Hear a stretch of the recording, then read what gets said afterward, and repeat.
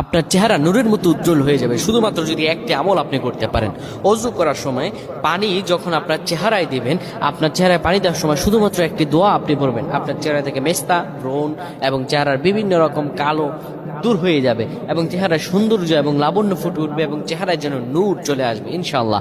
অনেকে দেখা যায় সুন্দর কিন্তু দেখতে ভালো লাগে না, কিন্তু অনেকে কালো কিন্তু তারা দেখতেও ভালো লাগে। এটি হচ্ছে আল্লাহ তাআলার পক্ষ থেকে একটি রহম। চেহারা সৌন্দর্য বৃদ্ধি পাওয়া আল্লাহ তাআলা দোয়া কবুল করার মাধ্যম, চেহারা সৌন্দর্য বৃদ্ধি পাওয়া গুনাহ মাফ হয়েছে এটার মাধ্যম। প্রিয় ভাইরা আমার, এটা অত্যন্ত গুরুত্বপূর্ণ আমল, সকলেই করবেন।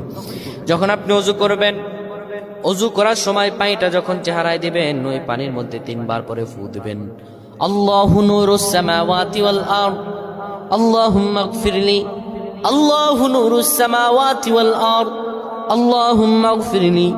এই দোয়াটি 3 বার পরে সেই পানির মধ্যে ফু দিয়ে পানিটা চেহারার মধ্যে লাগাবেন। আমার আল্লাহ আপনার